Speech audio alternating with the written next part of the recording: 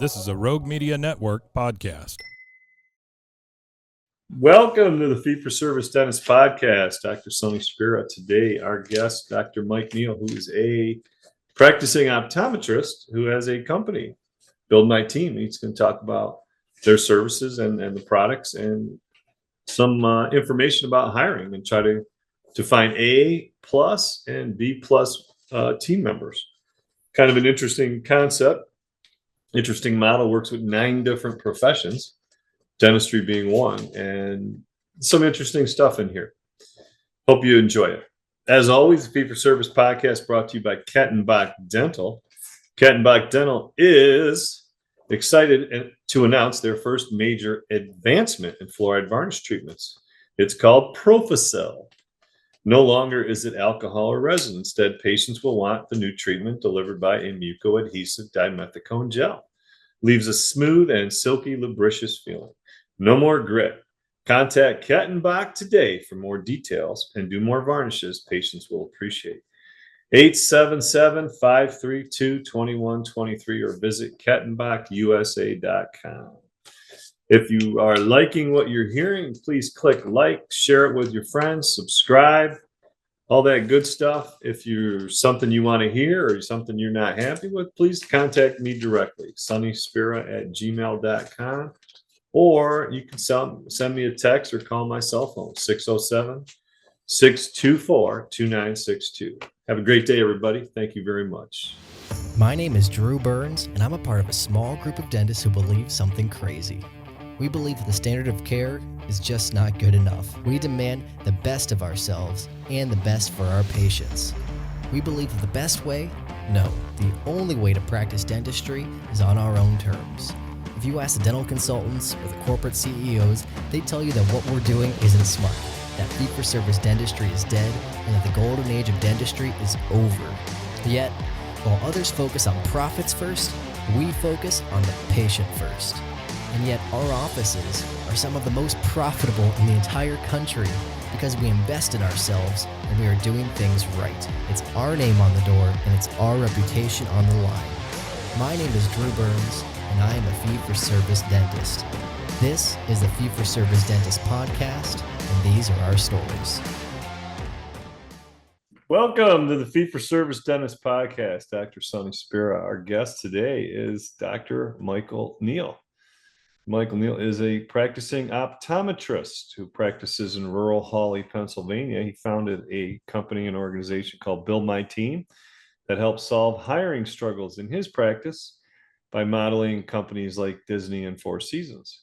The process worked so well, he expanded it to help friends, and Build My Team serves clients in 8 different healthcare professions in over 40 states and Canada.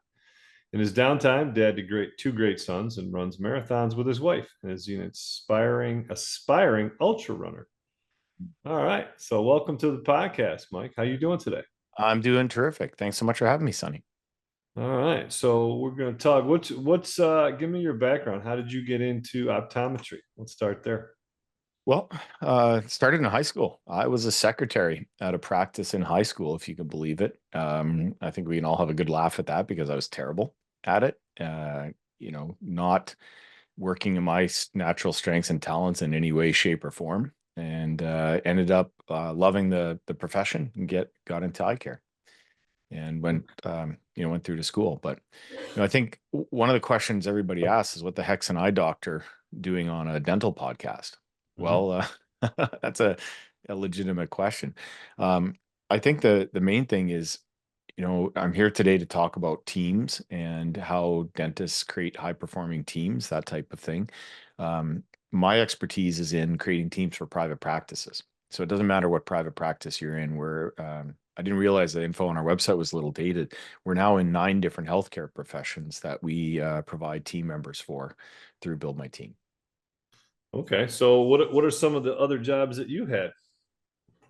That I've had in the past? Well, I'm an entrepreneur trapped inside an optometrist body. So I really enjoy, I now enjoy patient care. I didn't for a lot of my career because I was not working in my strengths. But as far as other jobs go, founded a billboard company and sold that. It was quite successful. Worked for 2 weeks shingling roofs way back when I was a kid.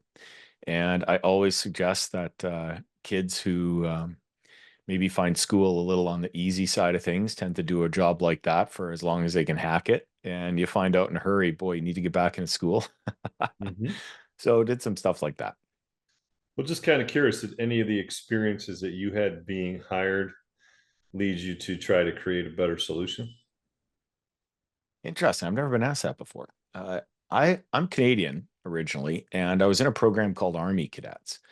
Um, it doesn't really have a twin in the United States, but it's not military service or anything like that. It's basically citizenship. It's designed to keep kids from creating their own trouble and kind of pointing them towards goal-oriented activities. And when I was in that, I found out in a hurry that I absolutely love leading teams and was able to build teams without much in the way of experience or otherwise. It's just what I was blessed to be naturally good at. So uh, that I didn't know it at the time because I was 18, but that at the time has led to, many, many moons later, build my team side of things. Okay. Along your journey, have you, leading teams, have you coached any, you got a couple kids, you coach any of your kids, you coach any youth sports, anything along those veins? Nope, not at all. I'm a little bit too uh, we'll call it intense for the little kids side of things. I'm now getting our kids into some fitness based stuff, and they're loving it. Our 13-year-old is working out on his own without any type of we'll call it external motivation or otherwise. Our 10-year-old's getting into it as well. He's done a couple 5K races, and with my free time, that's what I really love to do with them. So they're gonna be looking to run for like their school programs, or they like, I have no idea. You know, I started running a little over 2 years ago, and I have not been a lifelong runner. In fact, I was the guy who was, got started running from the couch to the fridge. So I have a coach. He got, built my team through a coach, and he's been able to get me to the point where I qualified for the Boston Marathon inside of 2 years. So that's been a lot of fun. I hope our kids tend to lean towards the fitness side of things, but continue to lean towards the fitness side of things. But we'll see. well, you're talking about running ultra marathons. Why don't you explain what that is? People may not know. Yeah, so I'm David training for an Goggins ultra. stuff. It's funny you know him. I'm training for an ultra marathon in a couple months, and so an ultra marathon is anything longer than a marathon. I've done a couple of those; they're terrific. Um, I've been able to run reasonably quickly for my age, and now the next thing is to try and run a longer distance. So that would be a 50-mile race or 80 kilometers for the Canadian listeners to your podcast. 50 miles. What's the average time? Does that take 6 hours, 7 hours? No, it's longer than that. It all depends. It depends on a bunch of things. Terrain, if you're going up and down hills, it extends the time dramatically. If it's hot, heat is your enemy by every single measure. And so if it's hot, you've got all kinds of delays. If it's 50 degrees Fahrenheit all day on a flat trail or relatively flat, maybe you're looking at 8, 9 hours, something like that. But it's a work day. Do you change shoes? I'll let you know in September after I've done it. For the marathons, not. I don't change the shoes, but there's pros and cons to that. Some of the really long races, the 100-mile races, the guys and the runners, male or female, they'll change shoes, socks, the works. I would think, because I mean that's a lot of pounding on those shoes. It is. Yeah. All right. Well, I'm in no I'm not something I'm gonna ever desire to do, but that's great. All right. Thanks. So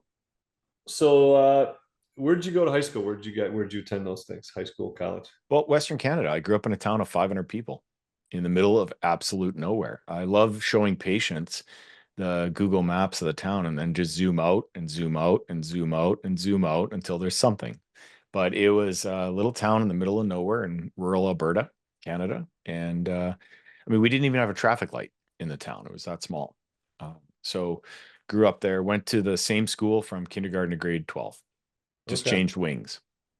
All right. So And went to college in the States, or did you go to college there?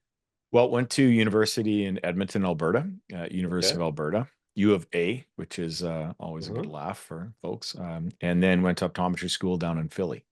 And that was an interesting change from small town, rural Canada to inner city.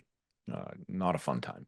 But isn't the is that the Goldman School? Isn't that like the most world-renowned eye center in the world in Philly? Well, for optometry, yes, it is. And it's mainly, I mean, let's face it, with all things healthcare related, if you train on a patient population where they've got 9 toes in the grave, it's a terrific learning opportunity. It's terrible to say, but it's accurate. Mhm. The inner city population of North Philadelphia in no measure was healthy. It's not possible to measure healthy in that patient population. And so we were educated in an extraordinarily effective way for pathology, and just extraordinarily rare things were daily occurrence in that patient population. Yeah. And so didn't know it at the time, but that was extraordinarily challenging and also extraordinarily wonderful, because rolling into private practice, which is essentially almost all that I've ever known. I mean, just like with dentistry, once you've seen a million things, you end up being pretty confident that Hmm. you can handle most things. And what you don't know, you really don't know. So you learn how to look it up, because that's how it always is. As soon as you start, in that type of clinical environment with such pathology, you think you know a lot, and then you realize you absolutely have no clue, and it's Hmm. just time to learn. Yeah, we've had a good friend of mine had some eye issue, and from here in Binghamton area, they go to Syracuse first. Hmm. And the folks at Syracuse said, "Oh, no, no, you need to go to Philly now. It's just kind Yeah. of an unusual type of spot Hmm. slash tumor. We don't know how long it's been there, a bunch of things, but they sent them Right. there." And I remember that. So let's talk about optometry in general, because I think optometry is an interesting field in that used to be private practice, right? That used to be a predominant thing before kind of corporates Well, it and still is. However, just like the dental service organizations, we've got private equity is how they're basically referred to, PE, coming in and buying up practices all over the place, and they consolidate, they roll them up, and then they flip them and exit for some multiple, that type of thing. It's a standard playbook with private equity. So, Build My Team as a company focuses on private practices. Doesn't matter what profession in Mhm. healthcare we're in, and the main reason being is that I walk into your dental practice, you have a receptionist or a secretary there. You've got somebody who needs to get you paid on the billing side of things. You schedule appointment. Somebody in your team schedules appointments. You've got assistants, dental hygienist, but the main assistants would be the technicians. Um, the You have a practice administrator or manager. All of these things that I'm mentioning aren't unique to dentistry. They're in every type of private practice. Virtually every type. So with Build My Team, what we have created is a system based upon strengths and talents that finds people using their natural strengths and talents and brings them into a role where that's what they're asked to do all day long. It provides an employee who is vastly superior to a traditional hiring approach. We get A players, B plus players to the table all the time, and it's done as a service for dental practices and other private practices as well, as I've said. So when you graduated, did you go into your own private practice? What did you do? Well, I started out. I had a software company at the time, and so I was working most days in the software side of things, and then ended up in 2008. My wife's practice, she was in private practice, burnt down. We lost everything. The entire building burnt to the ground. And She was an joined. optometrist, I'm guessing. Yes, yep, yeah. Joined the practice at that point, and when I joined that practice, got everything back up and running, and then we basically just continued to grow, grow, grow at that point. So it was independently owned, and you went to Mhm. work in with your wife, and you were a Right. private practice, right? Yep. And is that still existing today, or has that been? Oh, yeah, I saw a patient. What's today? Tuesday. Saw him yesterday. Yeah, I was the doc. No, I mean, I'm sorry, my question may not have been very good then. Is that still a private practice, or has that been rolled up into a? No, we're still private practice. Yeah, the two of us own it, and it's busy, which we're very grateful for. Heavy medical presence. We're located in the middle of nowhere, Mhm. and you're up in Binghamton, so you have access to some, like you said, the hospital systems, that type of thing. It's very difficult for us because of the distance to the hospital. So we tend to get an you know a disproportionate amount of pathology walking in the front door, which is not news to anybody in rural dentistry in America. Yeah, It's yeah, just what happens. yeah. You have to be a little more broadly trained, let's say, like a super GP. Well, whether you want to be or not, it's going to happen. Right. Because when somebody walks through your front door in excruciating pain, sorry, I can't help you. It doesn't work that way. We're all trained to take care of Mhm. people. So what were your experiences then hiring your team and your staff? So you said your practice burned to the ground. Yeah. I would assume that there was a time lag where you're kind of out of business. Did you lose some of your staff? What happened? What did your practice look like when you got back up and running? We were we stopped seeing patients for a total of 8 days. We got an entire eye care practice up and running above a hoagie hut in 8 days. Okay. It's one of the crowning achievements of my wife and my career. That's what happens when you're desperate, though. I mean, Yeah. it was ridiculous. And so getting back to the hiring side of things, this is very straightforward. We were hiring exceptionally poorly. We were using resumes to hire. We would, post a job, get resumes in, look through resumes, try and decide who the great people were, which is an impossibility with resumes, bring them in for an interview. Docs and dentists, we all intimidate people in an interview virtually all the time. Um, Interviews provide answers like, do you handle stress well? Of course. Yes, yes, yes. When they're shaking in their boots, just talking to you. I mean, people just aren't telling you the truth in an interview, whether it be intentionally or unintentionally.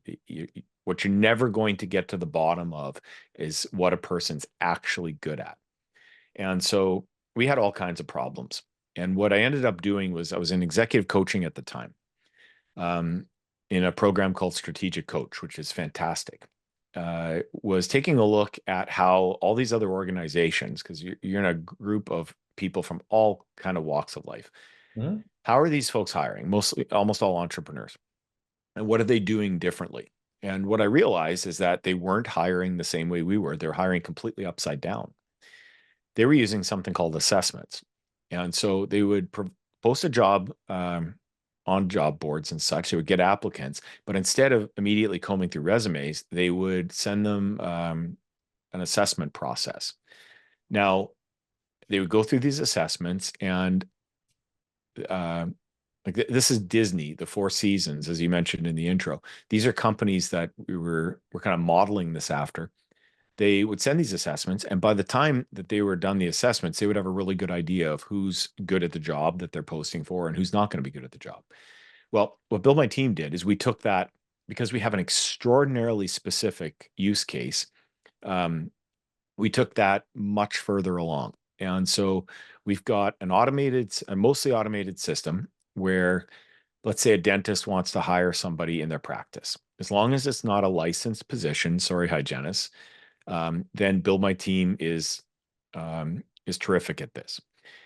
We don't work with licensed positions, though. So the process is the dentist calls Build My Team, has a quick under 30-minute phone call.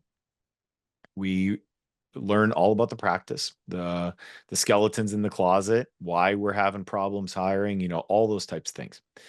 And then our team members will take that information. We write the job description, publish it out to 20 different job boards, and we get as many applicants as humanly possible into this massive funnel. Now, why do we do that? We're creating what essentially would be a nightmare situation for a dentist to get all of these resumes, just resume after resume. We do that because we're looking for people who have natural strengths and talents for the position. And the main point is we're rejecting almost everybody. We reject about 97% of the candidates on average. And the reason we reject them is we're not looking for, and this is completely counterintuitive. We're not looking for the people that can do the job at this point. We're looking for the people that we know cannot do the job. Okay. So we're not looking for a needle in a haystack. We're removing all the other,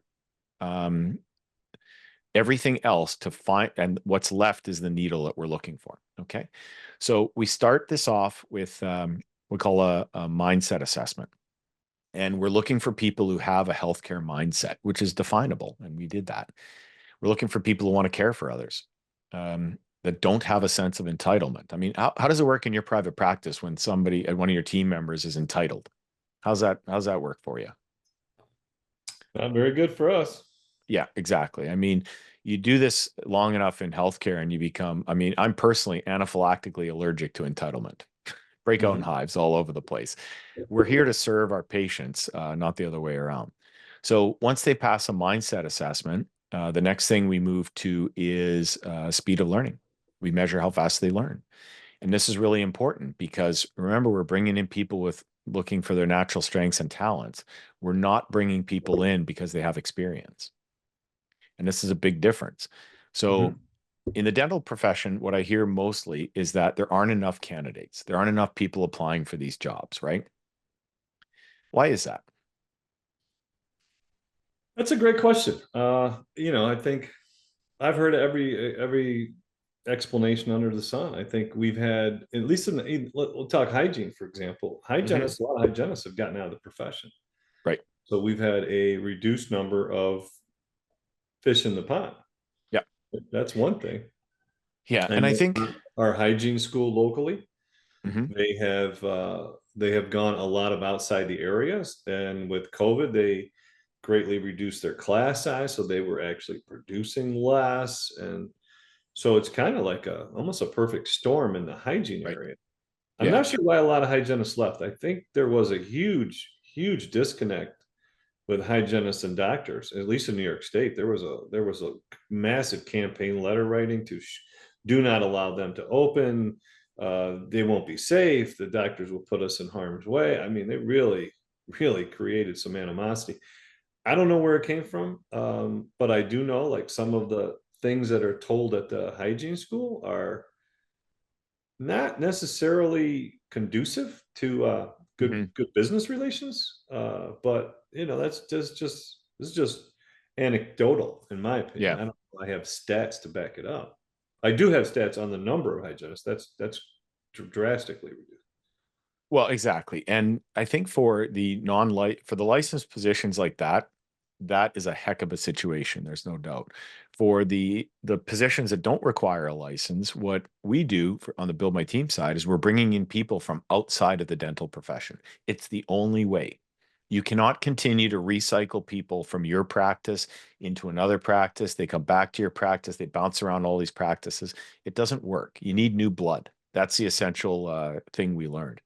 And so, That's where we do our best. yep. I have not found it.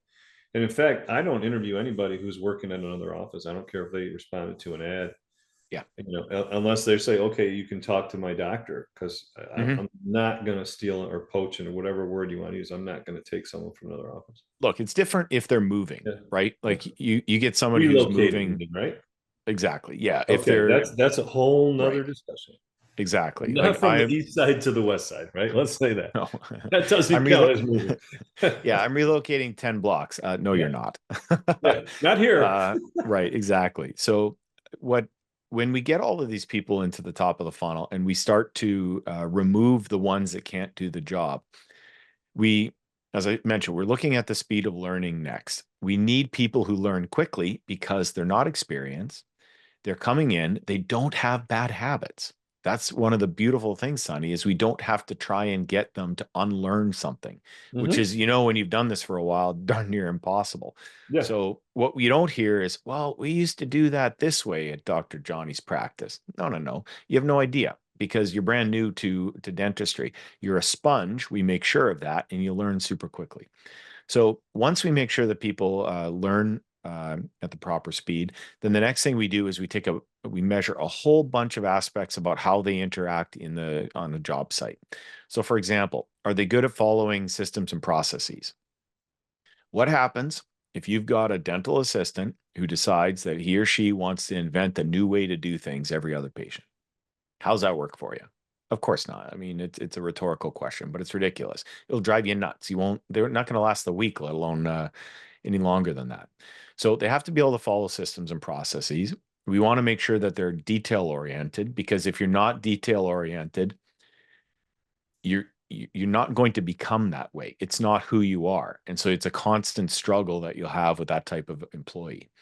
We want to make sure that their stress tolerance matches your practice. And that's something we measure. So if you have a really mellow, low key, more of a boutique dental practice, terrific. If you've got a high volume practice where, and you want a front desk person who's got to do 12 things at once, it's mandatory to have somebody with high stress tolerance. And we measure that. If they don't have high stress tolerance, they're not going to last 2 weeks. And then you're starting all over again. So with a whole bunch of these different factors measured, we're also looking at things like how do they interact with other team members? And this is a continuum, right? It's not a right or wrong. And that's something that our clients love about this. For example, a person who's an excellent medical biller is probably somebody who should be best kept away from front desk and patients. They're not the warm, fuzzy type person. They got to go for the throat every day because they're beating up insurance companies and getting beat up themselves. You need a helmet and some Kevlar for that type of position. On the other hand, just a personality assessment for a front desk person isn't going to cut it. You have no idea if they can follow procedures, details, all of those types of things. So we have pages and pages of information about these candidates by the time they're done our process. And especially on the younger people, we know what they're capable of better than they know themselves. So when that automated part is done, the next thing our team does is we send them a video interview.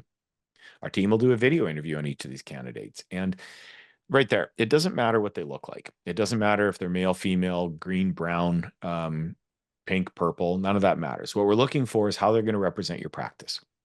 So are these people that you can put in front of grandpa and grandma and all the patients in your practice without an issue? Or are they, using slang? Are they swearing every other word when they're talking to you? Who knows? That's not acceptable in a practice. So once that's all done, and keep in mind, this is all done by our team. The practice has had about a half an hour of involvement so far. We send over the finalist candidates to the practice to make the decision. And this can happen exceptionally quickly, or it can happen over a couple of weeks. All that we require from the practice is that they respond very quickly to the candidates, because the A players on, who are interviewing, if they don't hear back from a practice, like for example, if a practice is not decisive, they're gone.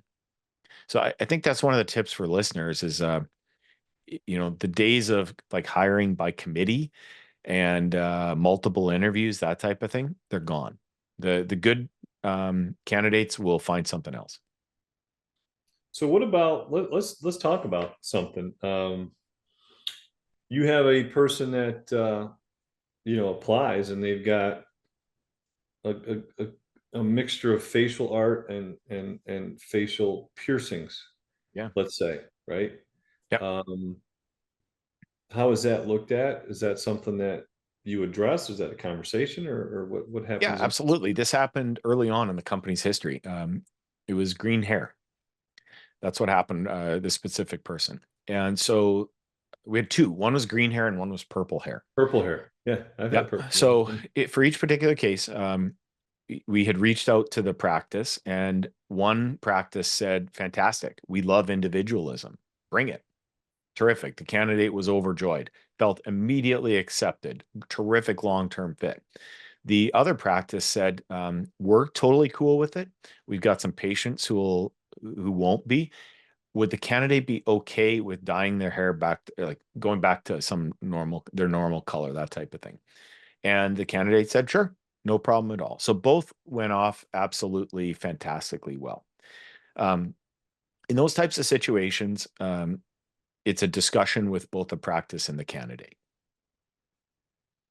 Okay, so when you're talking and you're using your assessment tools and stuff like that, right? That's one aspect, but then having that conversation, right? That face to face, if you will, albeit through a computer video, you said, right? Going out of network can be really scary, but staying in network can be even scarier and riskier too, long term. Insurance reimbursements aren't even keeping pace with inflation, which can really affect the quality of your work, not to mention the quality of your life. I'm Allison Bernstein. I'm Dr. Josh Bernstein. We went out of network over 20 years ago, and we can show you what worked, what didn't, and how you can do it with minimal risk. ThriveOutOfNetwork.com teaches you everything you need to know, including the most important part, which is getting your team on board. It teaches them how to communicate with patients and getting them comfortable with the entire process. Go to ThriveOutOfNetwork.com and check it out today. That's ThriveOutOfNetwork.com.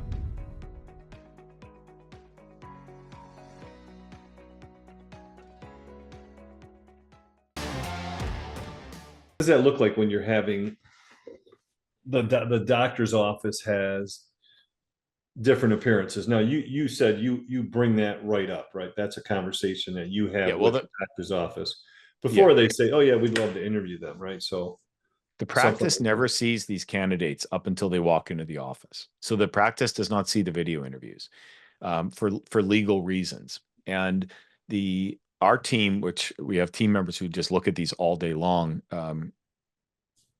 couldn't possibly care less what a person looks like.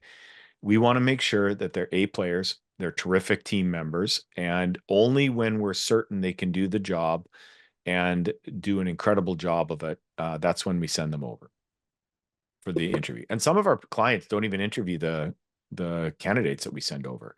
They just hire them. You know, ask our team who they like best out of the couple finalist candidates, and they move forward on them. Okay. Yeah. So in the scenario where if there's something like, let's say, tattoos and such, and that would be a conversation. You say, well, here's a candidate that's this. What's your feelings on that? And the practice may say that's not a good fit for our practice. Right. Okay. Yeah. So same scenario, they color hair, whatever it might be. Right. Okay. Because I think it's an interesting controversial area that a lot of people will bring up on different dental platforms and say, what about this scenario? And then there's always all the experts out there that are not really experts, because each practice has their own decorum, we'll call it, right? All right. So take the scenario. What about if there's a minimum education requirement? Let's say they have, we require a high school or a GED. How does something like that look? Well, that gets put in the job description. We very rarely run into that. And the main reason being is it dramatically limits the candidate pool.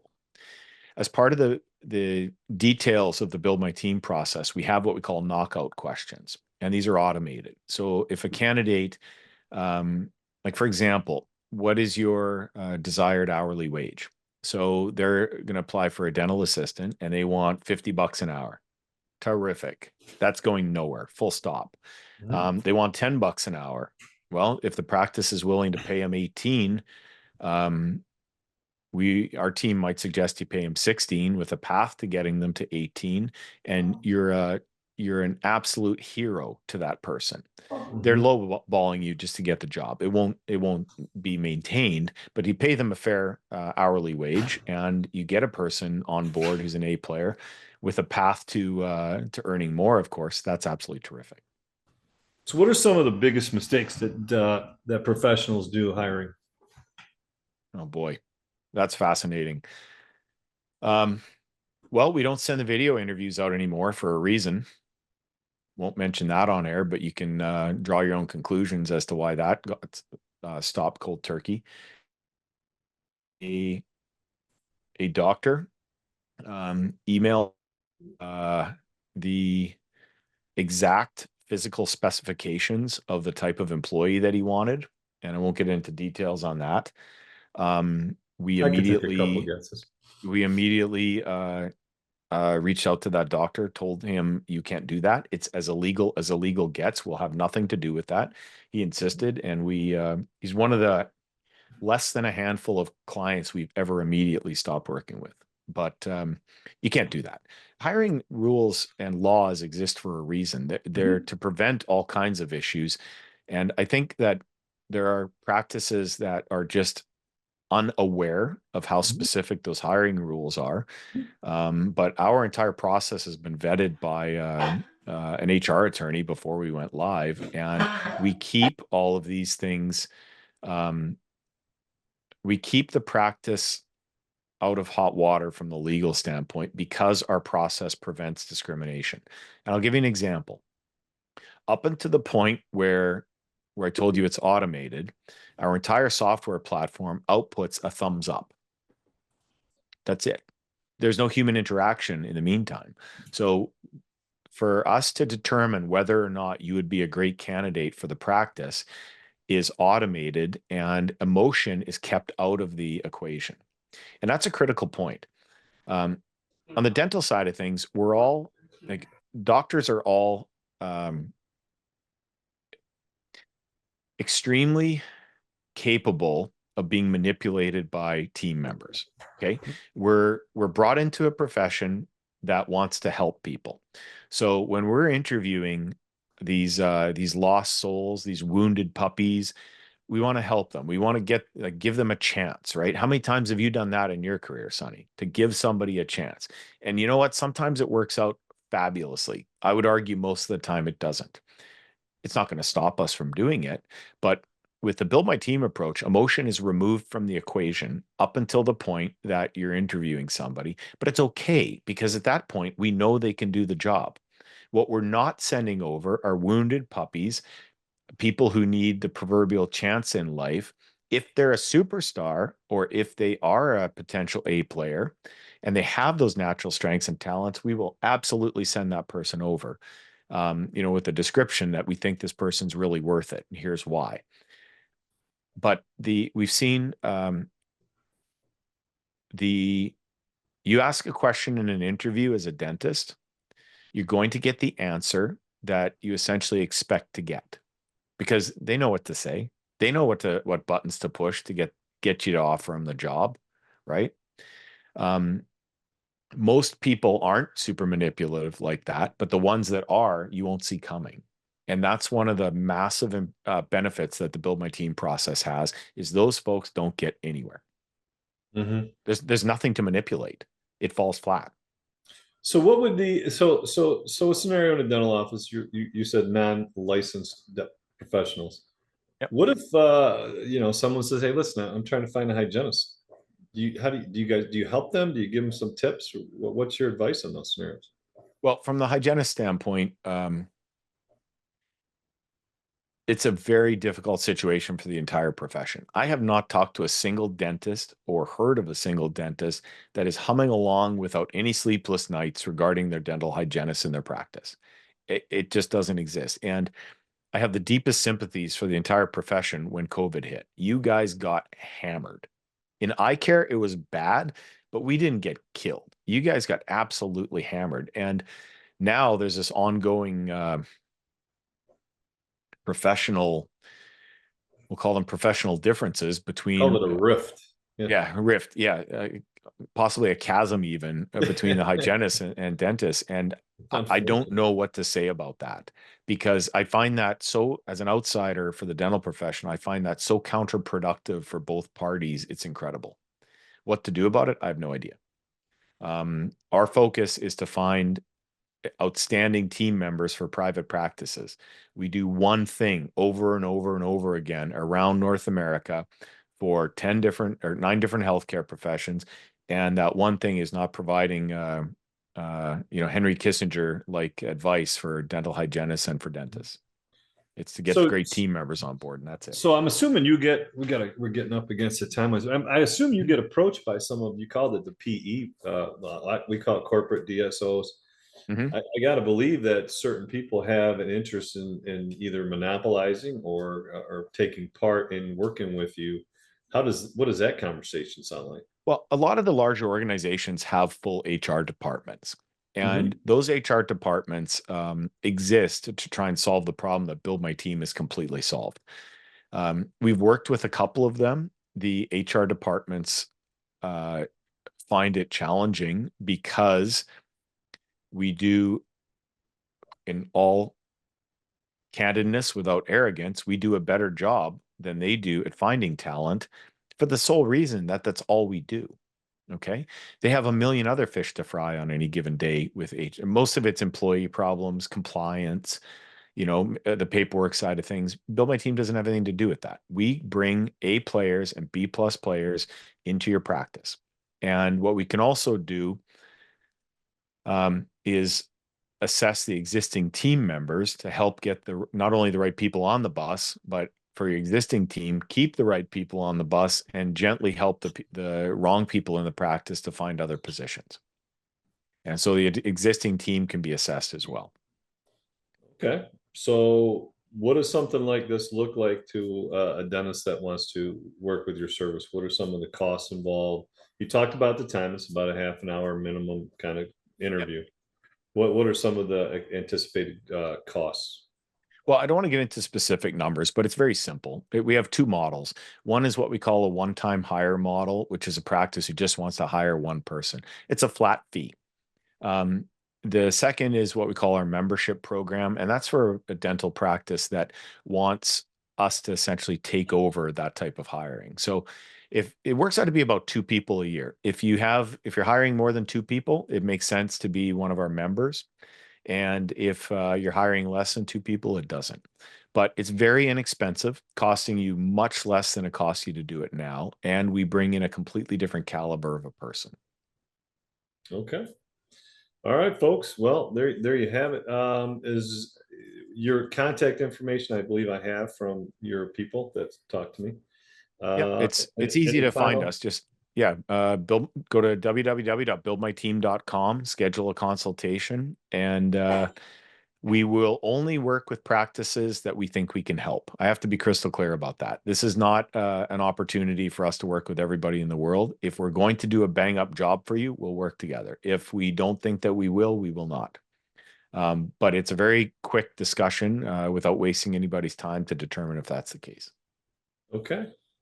Well, very good, folks. So it's Dr. Neal, and it's from Build My Team. He's an optometrist who's put together a organization and a service, and feel free to check them out, look them up. We'll appreciate your time today. Thank you very much. Thank you so much, Sonny. All right. Absolutely. Thank you.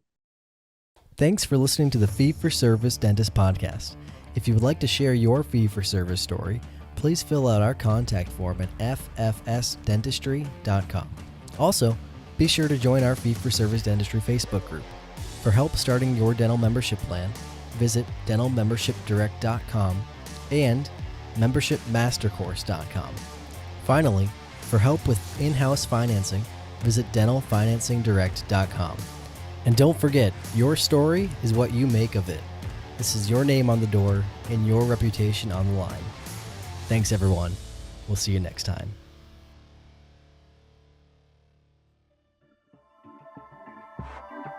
This has been a Rogue Media Network production.